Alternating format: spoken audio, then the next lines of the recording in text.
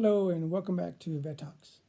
I want to talk a little bit about what are some of the foolish things we do as soldiers. And I'm pretty sure there's plenty of stories out there of what do you do when you're bored or what do you do, we tend to challenge each other. I remember one that was in your MREs, you get this package of crackers, these big, there's two of them. And there was a challenge. You had 2 minutes to eat both crackers, couldn't drink water, and you had to just, I don't. I almost want to say I don't think you were able to crush them. The way it was, you had to take them out and just eat it like that, and it was crazy. It's I guess it's a rite of passage. There was another one where you had to qualify. You know, now when I say qualify, I'm not talking about qualifying with your weapon. You had to go to a tree that you could hug. You had to, and they would help you. They would turn you upside down, and you would grab it with your arms, and you would wrap around with your legs, and so you're upside down, and you have to stay on there for 5 minutes. If you do that, you qualify. I guess because you're like a koala, right? You qualify. Well, in deployments, we're always used to playing tricks on each other. So it's in Iraq, 2003. We take over this. When I say we take over, we didn't take it over.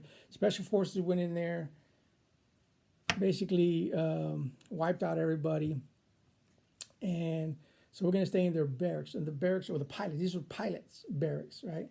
So we go in there and I mean, these guys must have been strung out on heroin or something, some kind of drugs. You can see where they were burning something and syringes everywhere. So we take all that junk and we're throwing it out and we're just clearing it out. So we're staying in this barracks area. It's a single story, has multiple rooms, got hallway, and they got the restroom at the end. So there's no power.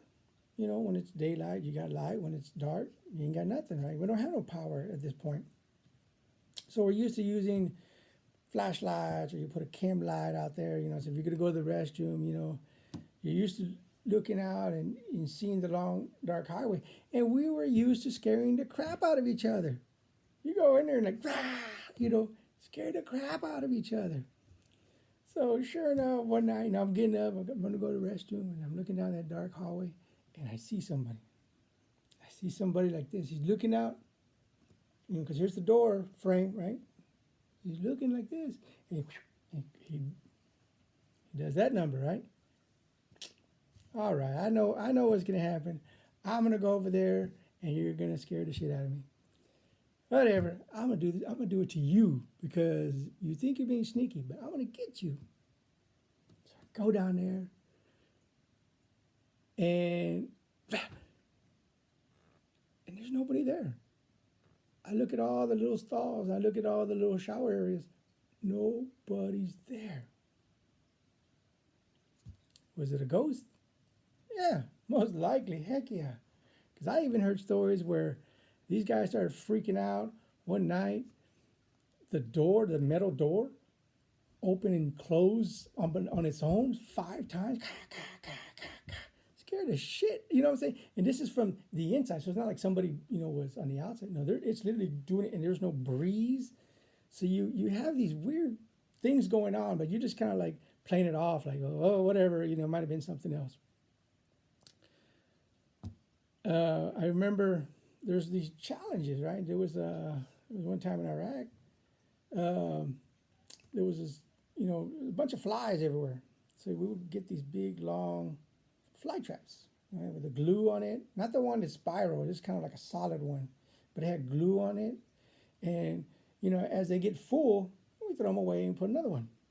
So one guy challenged another guy, hey man, I'll pay you $20 if you just take your tongue and you go all along those dead flies. That guy made $20. Back to when I was back to the barracks that we were at with the haunted barracks. Okay, back to that one. we would get these care packages.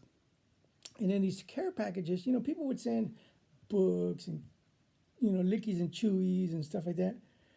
Well, there was this one particular item that was in there. It was a wooden whistle. And when you blow on it, it made the sound of a choo-choo train. Whoo, whoo. So, people would put it in their mouth, whoo, whoo. And it was right next to our room, but it was in the hallway because they had to go to the restroom because there's other areas that other living areas, but they would come and use the common restroom. So they would pass by and they would see that whistle and they would grab it, whoo, whoo. And oh my God, it became annoying. It got so annoying that one of my guys decided he was gonna do something about it. So he took that whistle and he put it where the sun don't shine and he put it back in that box. So every time we would hear whoo whoo, we would start laughing. We would laugh because we knew why we were laughing, but we didn't tell nobody. But with that being said, I'll let you go.